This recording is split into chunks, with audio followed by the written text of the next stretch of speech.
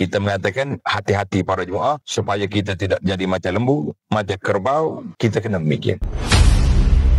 Yang ketiga, uslub al-istifham, menggunakan kaedah bertanya. Antara ayat Quran yang menyatakan demikian ialah firmanullah Ta'ala dalam suratul A'raf ayat 184. Dalam surah Ar-Rum ayat nombor 8. Awalam yatafakkaru. Apakah patut mereka tidak mahu berfikir? Jadi ayat ni tanya tapi sekaligus mencela. Mu ada akal, otak molek, tak mikir. Sebab mu ada akal, kamu tidak berfikir. Kijik awak apa? Makan minum pun lembu je. No, kita mengatakan hati-hati para jemaah supaya kita tidak jadi macam lembu, macam kerbau. Kita kena memikir. Surah lain pula, surah Al-An'am ayat 50. Afala tatafakkarun. Tidakkah kamu semua berfikir dengan mendalam? Yang keempat, menyebut cerita. Allah Ta'ala sebut cerita dalam Quran, cerita Yusuf, cerita ni, cerita Nabi-Nabi yang terdahulu, dan memberi ulasan terhadap cerita tersebut. Kalau bawa dengar cerita saja, kalau kita dengar cerita Pak Pandai, ya, tak ada kesan apa dalam jiwa kita. Kita Pak Pandai apa orang dengar? No, cerita je. Tapi yang penting bagi kita dalam kisah Al-Quran, iaitulah tafakkur. Antara ayat Al-Quran yang menyatakan sedemikian ialah firmanullah Ta'ala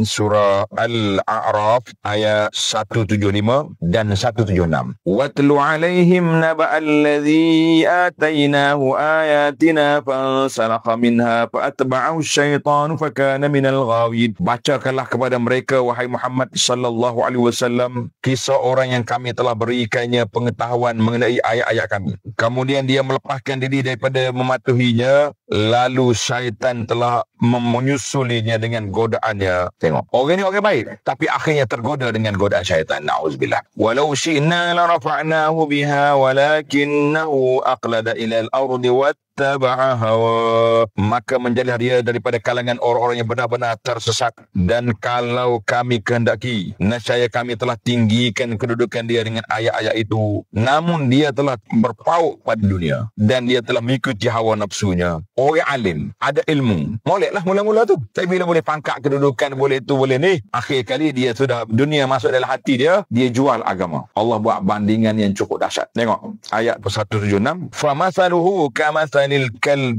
in tahmil alaihi yalhas au tatruku yalhas. Maka perumpamannya lah benar-benar seperti seekor anjing dalam keadaan jika engkau membuat serangan ke atasnya, nescaya dia menjolorkan lidah dia, terjelai lidah, dan jika engkau tinggalkan dia bersedia pun duduk dia cakap pun lak lidah duduk juga. Itu cerita anjing. Zalika masalul qaumil ladzina kazzabu bi ayatina. Demikianlah perumpamaan kaum itu yang mendustakan ayat-ayat kami. Faqsusil qasasa la'allahum yatafakkarun. Maka ceritakanlah kisah-kisah itu, semoga mereka berfikir. Ini tujuan kitanya dengar cerita ke, tengok pokok ke, tengok langit ke, tengok bulan bintang. Tujuannya apa? Supaya kita berfikir, bukan supaya kita berselfie, bersuah foto je, tapi tak ada faedah dari sudut pulangan pemikiran kita, keagamaan kita. Kita mengatakan rugi besarlah manusia yang seperti itu.